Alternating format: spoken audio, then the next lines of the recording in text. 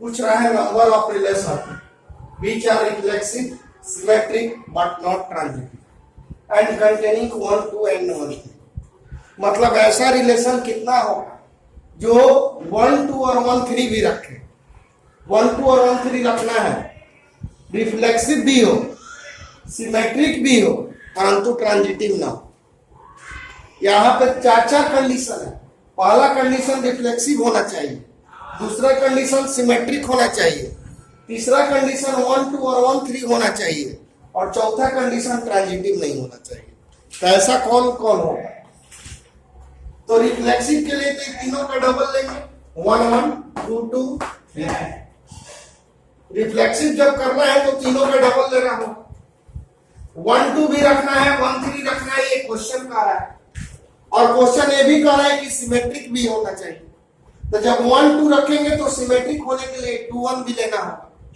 1, 3 रखेंगे तो सिमेट्रिक होने के लिए 3, 1 भी लेना होगा, तभी तो सिमेट्रिक होगा। अब देखो ये रिफ्लेक्सिव सिमेट्रिक तो हुआ और साथ साथ ट्रांजिटिव भी हो गया। अब क्वेश्चन कह रहा है कि रिफ्लेक्सिव सिमेट्रिक होना चाहिए परंतु ट्रांजिटिव नहीं होना चाहिए। लेकिन ये जो है आपको रिलेशन जो है 1, 2 आर में है, 2, 1 भी आर में है, और ये आपका 1, 1 भी आर में है, मतलब ये ट्रांजिटिव भी हो गया।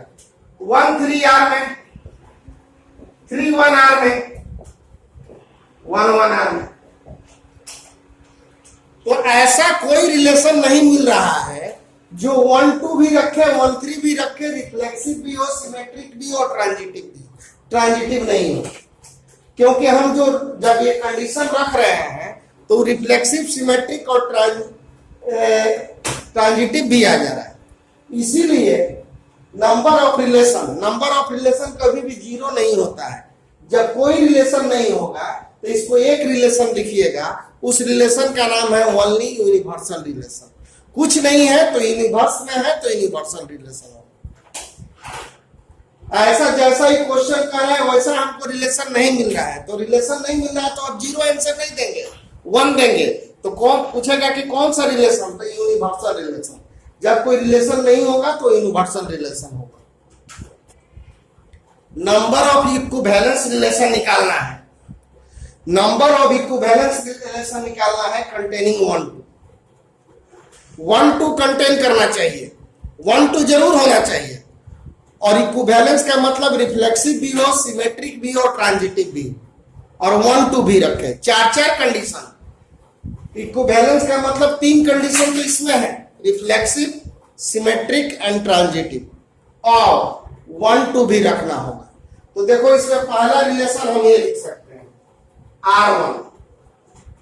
1, 2 लेना है तो सिमेट्रिक के लिए हमको 2, 1 लेना पड़ेगा, और रिफ्लेक्सिव के लिए 1, 1, 2। तो देखो बच्चों ये जो रिलेशन हुआ सिमेट्रिक भी है, रिफ्लेक्सिव भी है और ट्रांजिटिव भी है। कैसे ट्रांजिटिव है? 1, 2 belongs to R, 2, 1 belongs to R, और एक कैंसिल 1, 1 बिलोंग्स टू R। तो एक तो रिलेशन ये हो गया कंटेनिंग 1, 2। एक और रिलेशन होगा,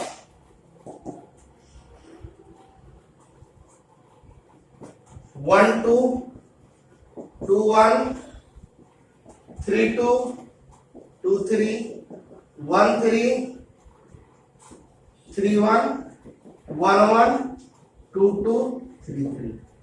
एक इक्विवेलेंस ये भी होगा जो 2, 1 रख रहा है, क्योंकि 1, 2, 3 है। तो देखो तीनों का डबल है, रिफ्लेक्सिव है, सबका उल्टा भी है, सिमेट्रिक है।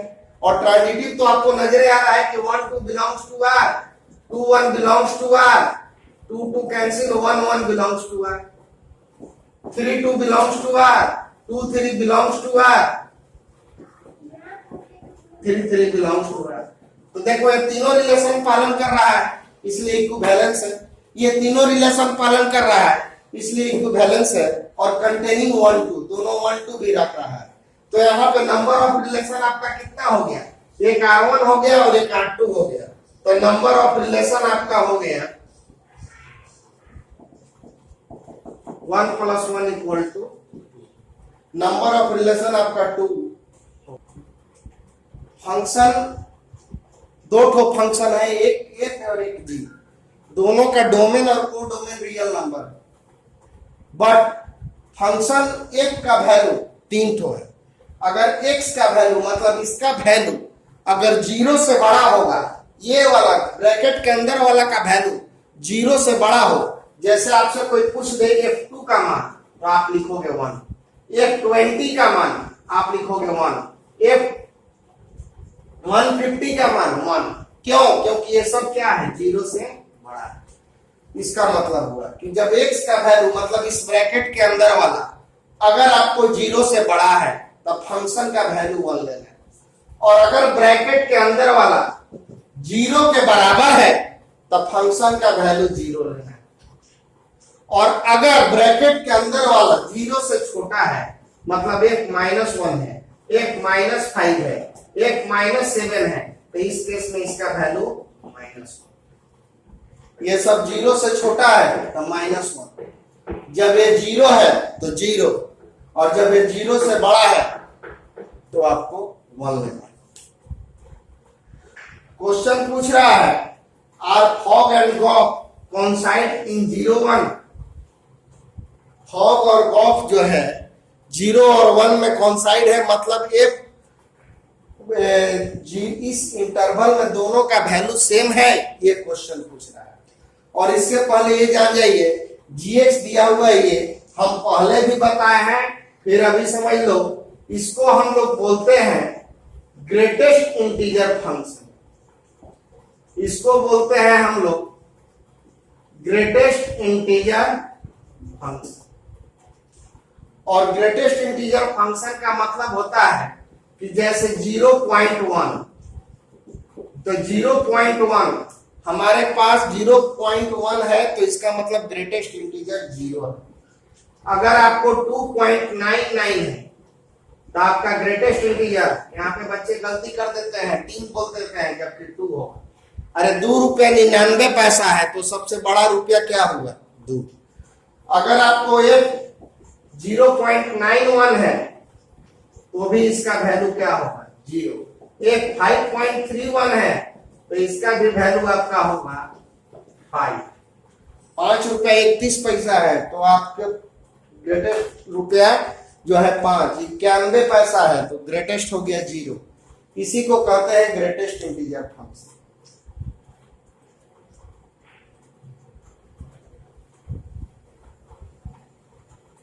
अब देखो बच्चों,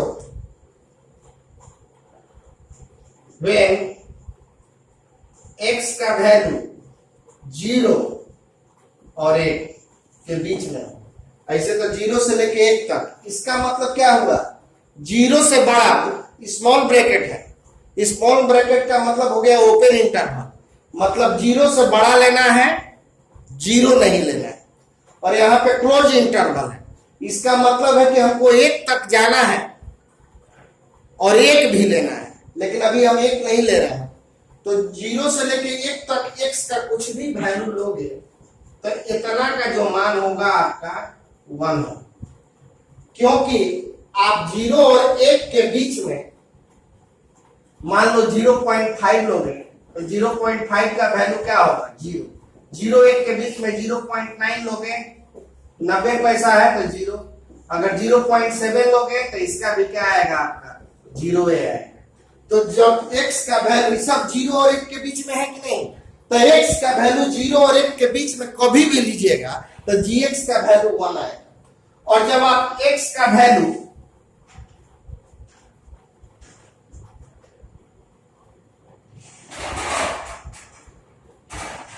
वन लोगे तो gx का वैल्यू आपका 1 होगा। जब x का वैल्यू 1 लोगे तो gx का वैल्यू जो है 1 होगा। अब आइए, क्योंकि x के जगह पे हम 1 रखेंगे तो 1 रुपया है तो सबसे बड़ा इंटीजर क्या हो गया, 1।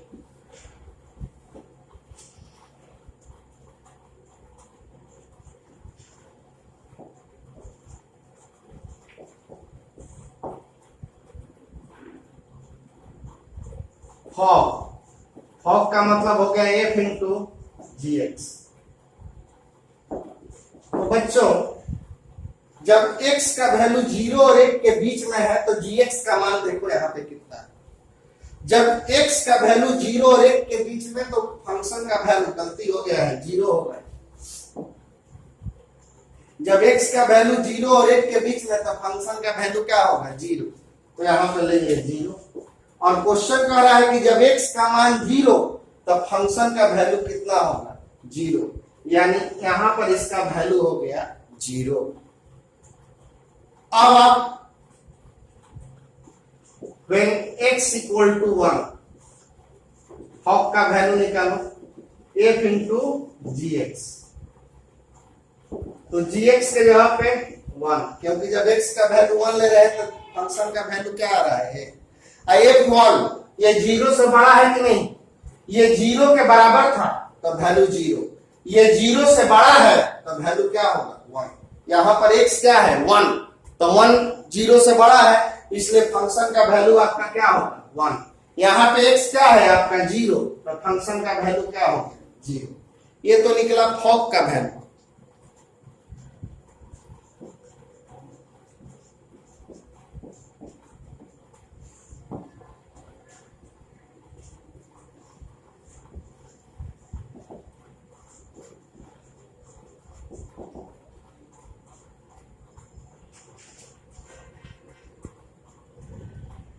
f इंटू gx, gx का वैल्यू क्या है बच्चों, सॉरी अब गॉक का निकाला जाए तो गॉक के लिए g इंटू fx। x का वैल्यू 0 और 1 के बीच में, तो x का वैल्यू 0 और 1 के बीच में है। x का वैल्यू, ये वाला वैल्यू जो है 0 से बड़ा है, यहां लिख दिया है कि x का वैल्यू 0 से बड़ा है। तो x का वैल्यू 0 से बड़ा है और x का वैल्यू 0 से बड़ा, तो फंक्शन का वैल्यू क्या लोगे, f का वैल्यू क्या लोगे, 1 लेंगे। अरे बाबू x का वैल्यू यहां पढ़ो, ये जो वैल्यू है 0 से बड़ा है और 0 से बड़ा है तो ये पूरा का वैल्यू क्या होगा, 1। और gx था तो ग्रेटेस्ट इंटीजर फंक्शन और x लिख देते, तो इसका लिखेंगे g1। और 1 रुपया है तो सबसे बड़ा रुपया क्या हो गया, 1 का ग्रेटेस्ट इंटीजर 1 होगा। और when x equal to 1,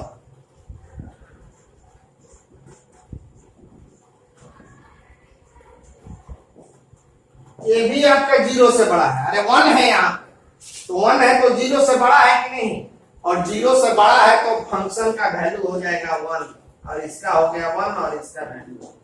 तो देखिए हॉक का वैल्यू 0 और 1 के बीच में 0 आ रहा है और 1 पर 1 आ रहा है, लेकिन गॉक का वैल्यू दोनों केस में 1 आ रहा है। 0 और 1 के बीच में भी 1 आ रहा है और 1 पर भी 1 आ रहा है, लेकिन फॉक का वैल्यू 2 आ रहा है, 0 और 1। So gof and fog not coincide at 0 और 1 के बीच में ये कोइंसाइड नहीं करेगा, क्योंकि इसका वैल्यू 2 आ रहा है, 0 1, और इसका वैल्यू हमेशा 1 आ रहा है। कोइंसाइड का मतलब दोनों का वैल्यू इक्वल, तो इसका वैल्यू इक्वल नहीं है, हमें 0 1 आ रहा है, इसमें 1 1 आ रहा है, इसलिए कोइंसाइड नहीं करेगा। अब इसका last question,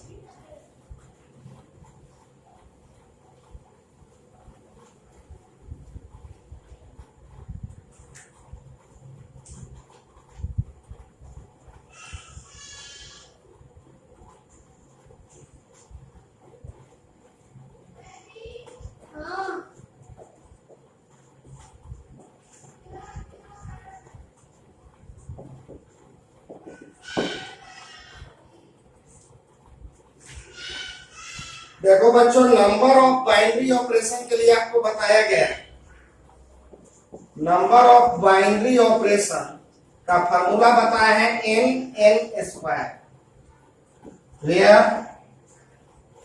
n number of element of given set. n square होता है, तो यहां पर n नंबर ऑफ एलिमेंट कितना है, 2 है, तो 2 2 स्क्वायर यानी 2 पे पावर 4 यानी कितना होगा आपका 60। इस तरह से आपका एक्सरसाइज 1 हम खत्म कर दिए। अब नेक्स्ट वीडियो में आप लोग को डिफरेंशिएशन बताया जाए। डिफरेंशिएशन इज मोस्ट इंपॉर्टेंट, जबरदस्त रूप से उससे सवाल आता है आपको एग्जामिनेशन में। कम से कम 10 नंबर से ऊपर का सवाल डिफरेंशिएशन से रहता है। इसलिए डिफरेंशिएशन का सवाल घड़ी आप लोग बिल्कुल सावधान हो जाएं, एकदम कोई इसमें मजाक नहीं चलेगा। मैं डिफरेंशिएशन बताने जाऊंगा। ऐसे तो पहला चैप्टर कंटिन्यूटी है, लेकिन कंटिन्यूटी मैं चाह रहा हूं कि क्लास में आपको बताऊं। डिफरेंशिएशन जो है, और डिफरेंशिएशन आपको केसी सिन्हा से भी सब क्वेश्चन बनेगा, क्योंकि उससे भी आता है, और रोज हम उसमें होमवर्क भी देंगे और प्रत्येक बच्चा से उम्मीद करेंगे कि आप बनाकर भेजेंगे। इसको बढ़िया से सीखना होगा। अगर जो आपको क्वेश्चन नहीं समझ में आएगा, आप जरूर हमको मैसेज करेंगे या कमेंट में लिखेंगे कि सर ये क्वेश्चन हमसे नहीं बन रहा है। डिफरेंशिएशन में कोई मजाक नहीं चलेगा। डिफरेंशिएशन बिल्कुल कॉन्सेंट्रेट होकर पढ़ना ही होगा।